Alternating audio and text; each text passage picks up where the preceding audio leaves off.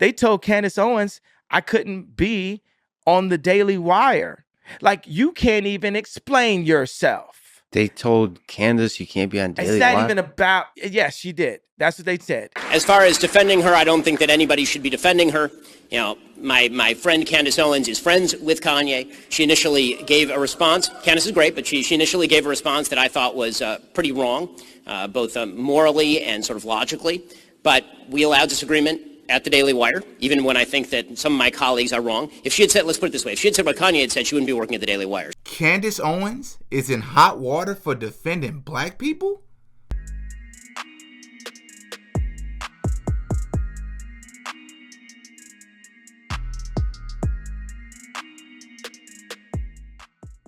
Man, welcome back to another episode of the Ruling Class Podcast. And of course, I'm your host, Dee, back up in this witch with another video. And listen, if you're new to the show, please know that I'm thirsty to grow and to drink some of this water. You can help me out by liking this video and subscribing to the channel. That's all I ask. But don't worry, I'm going to give you a sec to do that to help me out.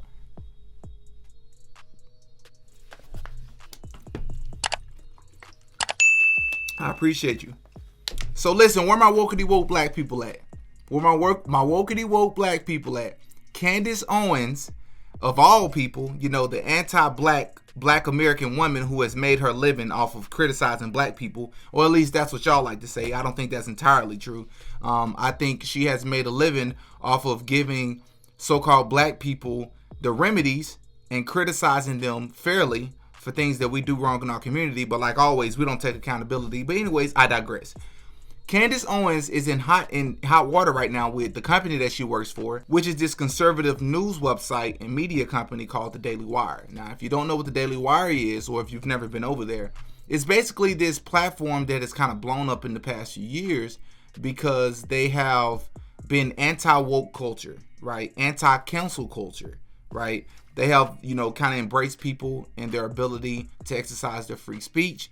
And that's why a lot of people, including myself, have supported them, right? And I'll be honest with you, I get a lot of my content ideas from a lot of people over there because I like where they're going with this, right? They talk about God and they are not silenced and they speak their mind unapologetically, and I'm all for that. You have people like Matt Walsh, right? Jordan Peterson. You have the Cooper girl, who they say is another Ben Shapiro. Then you have Ben Shapiro himself, and of course you have Candace Owens as well. So anyways, as we know, the Kanye West and the Kyrie Irving thing has been going on. And believe it or not, Candace Owens has stood her ground and actually defended them and their right to exercise their free speech. Well, Ben Shapiro is one of the co-creators or co-owners of the Daily Wire, has not been very happy with her. He happens to be a Jewish man, and he had a few choice words for Candace Owens. Let's take a look. He is an anti-Semite. He's saying lots and lots of anti-Semitic things. I'm not sure what more there is to say about that.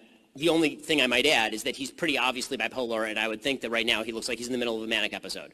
I only say that because I have members of my family who have been bipolar and have had manic episodes, and one of the characteristics of a manic episode is that everything that comes out of your mouth you think is a wonderful idea, even when everyone around you is telling you to stop, which seems pretty obvious because he continues to destroy his career and his wealth base based on his own foolishness, malice, and bigotry.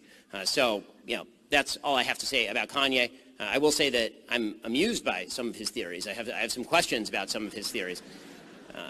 Namely his theory that the Jews perverted Kim Kardashian is a weird one. I have lots and lots of questions about how that happened. He actually, I think his line was that Kim Kardashian was a wonderful Christian mother of 4 black children, and then the Jews perverted her. And I seem to remember Kim Kardashian, before she was a beautiful Christian mother, doing some things.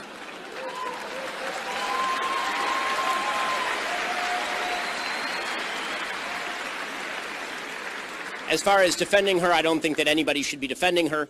You know, my friend Candace Owens is friends with Kanye. She initially gave a response. Candace is great, but she initially gave a response that I thought was pretty wrong, both morally and sort of logically. But we allow disagreement at the Daily Wire, even when I think that some of my colleagues are wrong. If she had said, let's put it this way, if she had said what Kanye had said, she wouldn't be working at the Daily Wire. She did not say what Kanye said. Instead, she defended her friend initially in a way that I didn't like, but that is not a fireable offense, nor do I even have the power of firing at the Daily Wire, which is why Michael Moll still works there. Okay, so a few things there. So I don't know. As somebody who actually has a degree, one of my degrees is in psychology. I don't think he has a degree in this.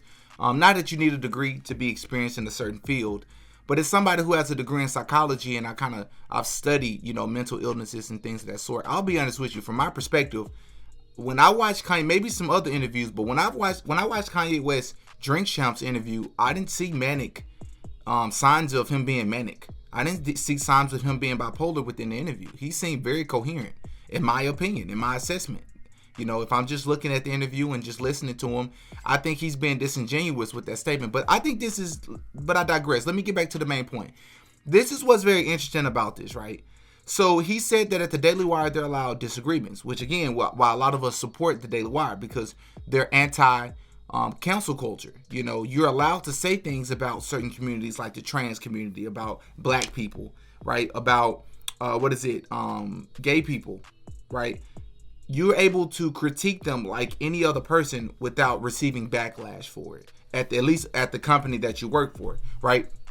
But this is a little bit hypocritical, man, because you say this, but you also say that if she would have said what Kanye said, then she would have been fired. And him being a Jewish man himself, I think this is where emotions is taking the better of him, and he's not being able to stick to what he has claimed, right? What they have proclaimed the Daily Wire is supposed to stand for, right? When it goes directly at his faith or it goes directly at his ethnic group, then all of that kind of goes out of the window. And I think a lot of people are keeping their eye on this because if you're going to fire Candace Owens, or if you're going to threaten to fire Candace Owens or have a part in getting her fired because she said something that didn't align with what you believe, then I think you would have gotten a lot of pushback from a lot of people, including myself. You know what I mean? Not that I have power or anything, but I'm just saying a lot of us who support that platform would not have liked that move. You know what I mean? And then to make it even worse, it gets a little worse. It went over to Twitter. So let's see what happened on Twitter. All right, and if you go here and you look at the tweet, it says, let's read the initial tweet that Candace responded to. Okay, it's by a guy named Max Blumenthal, who I believe is a Jew. I think he's more of a progressive Jew, but he said, "We white American Jews are living through a golden age of power, affluence, and safety. Acceptance of this welcome reality threatens the entire Zionist enterprise, from lobby fronts like the ADL to the State of Israel, because Zionism relies on Jewish insecurity to justify itself." Now, Candace Owens responded to this and said, "You are about to get into a lot of trouble for stating this. Reminds me of when I said something similar about the NAACP and Black Lives Matter way back when. When you disrupt the trauma economy and call out the not-for-profits that benefit from it, you become their next target." Now, Ben Shapiro responded to this and said, "I think the ADL, the Anti-Defamation League, is a partisan hack organization too. But retweeting Max Blumenthal, who spends his life covering for Jew haters and stumping for Israel's destruction, makes the conversation significantly worse. It's garbage." Now, I'm going to scoot over a little bit so you'll be able to see these tweets here. I'm going to read a couple of responses that he got for this, because I think it was bad enough that him as the boss would even do this initially. But I think it's a lot worse when you're doing this and the people in your comment section are not rocking with you either. They see what all of us see, right? So Candace responded and said, "I don't know who Max Blumenthal is." Basically, she just retweeted something she agreed with. "But I do know that you have my number and could have informed me in earnest. Real relationships should trump Twitter theater. Let's set a better example going forward."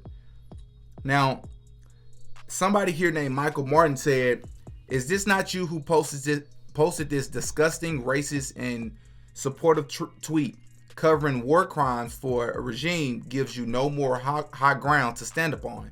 And he screenshotted a tweet from Ben Shapiro that says, "Israelis like to build. Arabs like to bomb crap and live in open sewage. This is not a difficult issue." Someone else said, critiquing Zionism or Jewish power shouldn't be deemed quote-unquote anti-Semitic. If you think they're wrong, then just talk to them. But overusing that term is a problem and validates a lot of the peoples who have a problem with it validates their argument.